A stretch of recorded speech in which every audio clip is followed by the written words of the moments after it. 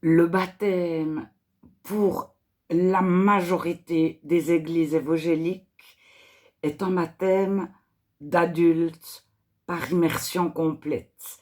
Baptiser, ça veut dire immerger, ça veut dire plonger dans l'eau, ça veut dire être couvert d'eau.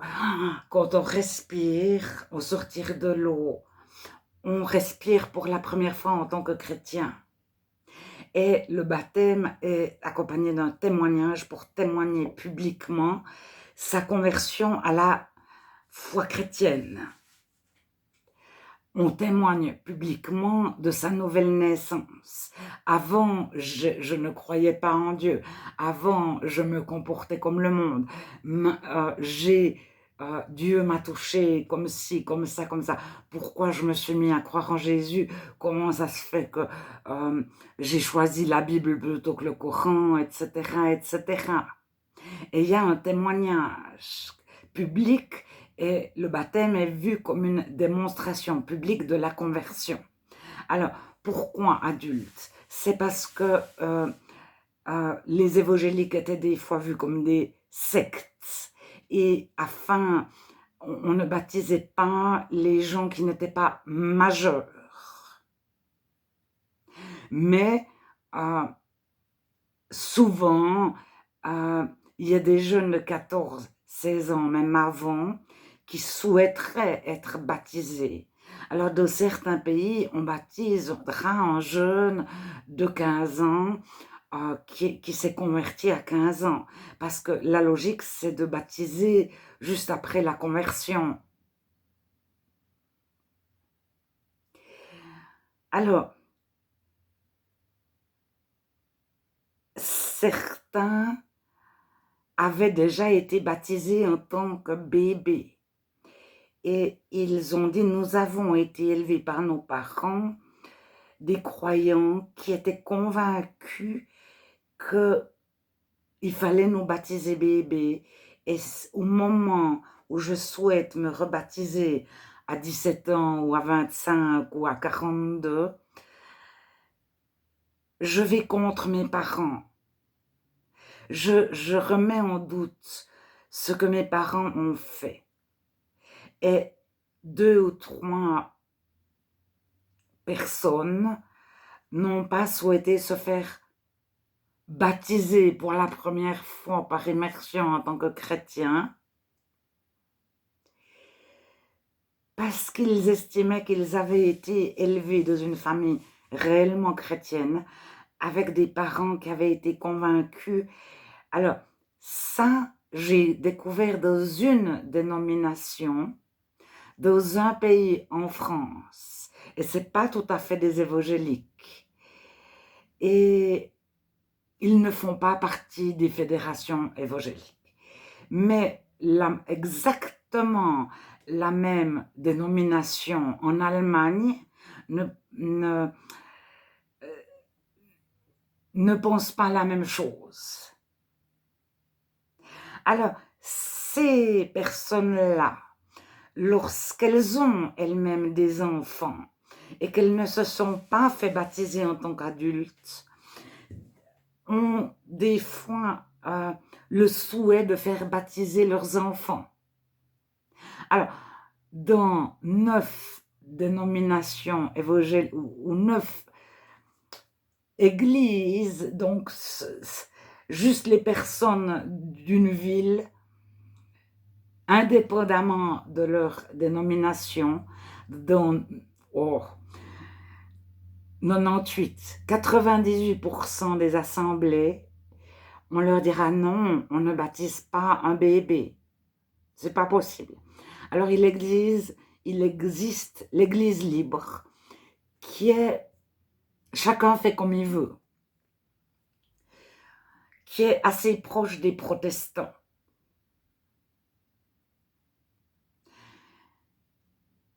Ceci dit, que ce soit l'Action biblique, l'Église libre, l'Armée du salut, qui était longtemps une œuvre, qui est depuis très peu une église qui baptise, que ce soit le plein évangile, que ce soit je ne sais pas, j'ai peur d'en oublier. Et les méthodistes, je ne sais pas exactement ce qu'ils font. Mais en francophonie, ce ne sont que des adultes qui sont baptisés et seulement immergés dans l'eau.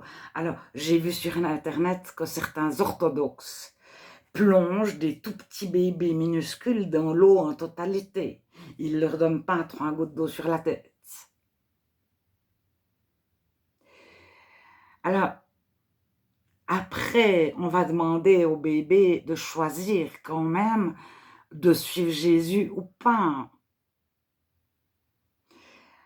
Alors, ça dépend toujours du passé des personnes, de quelles églises d'État elles sont sorties, si elles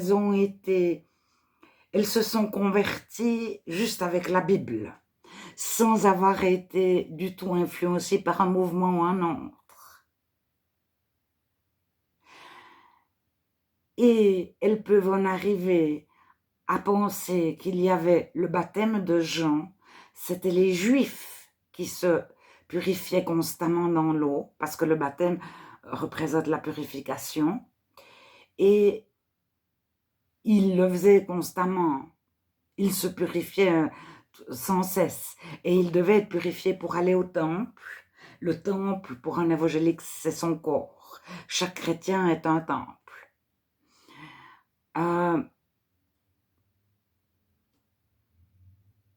Et les Grecs qui devenaient juifs se faisaient circoncire et baptiser afin d'aller au temple et afin de démontrer publiquement qu'ils étaient devenus juifs.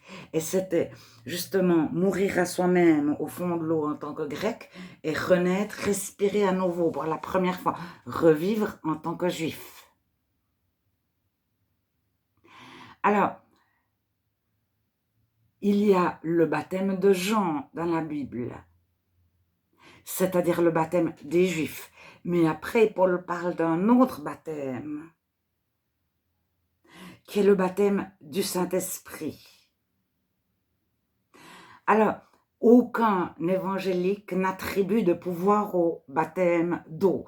C'est-à-dire que tous ceux qui se font baptiser sont déjà nés de nouveau, ont déjà été purifiés, lavés de l'intérieur auparavant. Ils sont déjà venus chrétiens, et même certains évangéliques, avant de les baptiser, leur demandent de prouver qu'ils ont réellement été transformés de l'intérieur.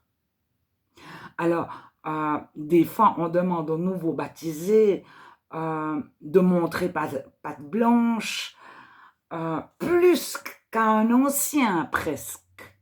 Au fait, pour le baptiser, il faut qu'il présente patte blanche, donc qu'il prouve par A plus B qu'il est consciencieux, que ci, que ça, qu'il a tout compris, plus autant qu'un ancien. Alors que, en tout cas moi personnellement, je pense que le tout nouveau converti, ben, c'est un tout petit bébé.